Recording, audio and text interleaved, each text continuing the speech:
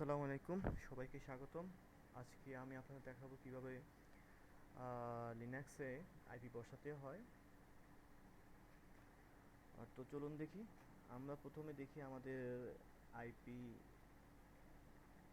পেয়েছে কিনা। আইপি দেখার জন্য ইফ কনফিগ আমরা এখানে দেখতেছি যে ইথারনেট জিরোতে আইপি পাইনি, ইথারনেট ওয়ানেও আইপি পাইনি, অর্থাৎ দুইটা ইথারনেট কার্ড আছে। তো আমার ইথারনেট জিরোটা হচ্ছে ফিজিক্যালের সাথে ব্রিজ করা, আর ইথারনেট ওয়ানটা পোস্ট অনলি। ইথারনেট জিরোতে স্ট্যাটিক একটা ডিএসসিপি পাওয়ার কথা, কিন্তু পাইনি, কারণ হচ্ছে এটা এখনও ডাউন আছে। তো আমরা যদি ইথারনেট জিরোটাকে আমরা আপ করতে চাই, তাহলে আমরা ইউজ করবো ইফ আপ। কাকে? ইথারনেট জিরোকে, ইটিএস জিরো।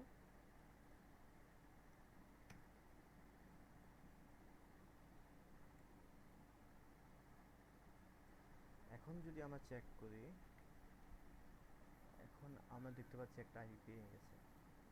ওকে, আমরা চাইলে অন্যভাবে করতে পারি, সেটা হচ্ছে আমরা যদি এখানে নেটওয়ার্ক ম্যানেজার ইথারনেট জিরোটা এরকম থাকবে, বোল্ড আকার থাকবে না, অর্থাৎ যখন এরকম থাকবে তখন আপনি এটাতে ক্লিক করলে এটা আপ হয়ে যাবে। আমরা এখানে দেখতে পাচ্ছি ইথারনেট ওয়ান আমাদের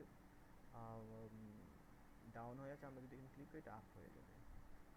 কিন্তু আপ হলেও যেহেতু আমাদের সেখানে কোনো আইপি বসানো নেই, সেই জন্য সে আইপি পাবে না।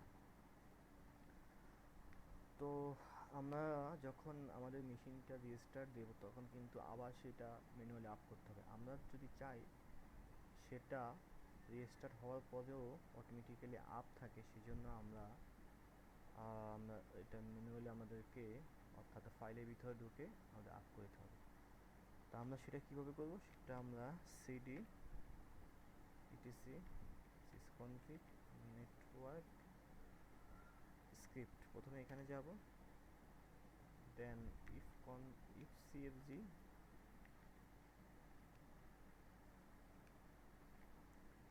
Ethernet zero v vim. Okay, এখানে অনবুটটা ইয়েস করে দেব, নয় যাবে। ওকে, তো আমরা যখনই সার্ভিসটা রেজিস্টার দিব, অথবা আমরা যখনই আমরা মেশিনটা রিপোর্ট করব, তখন অটোমেটিক্যালি সেটা আপ হয়ে থাকবে। তো এখন আমরা যদি আইপিটা চেক করি, দেখব আমাদের আইপিটা ঠিক আছে, কিন্তু হচ্ছে না।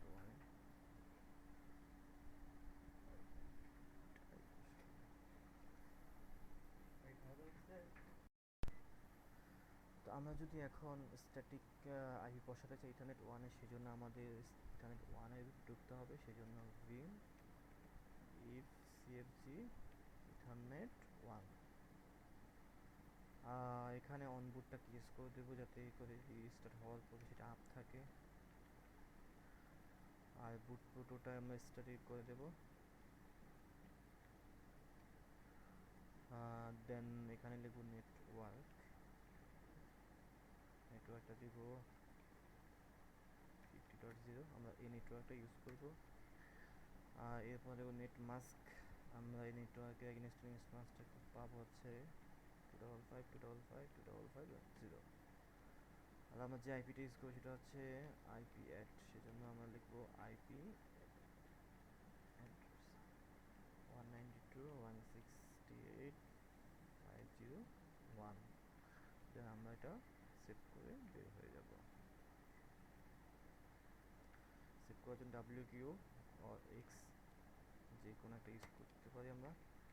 এখন আমরা যদি সার্ভিসটা রেজিস্টার দিই, অর্থাৎ সার্ভিসটা রেজিস্টার জন্য আমাদের যেতে হবে etc rc.d net.d network restart.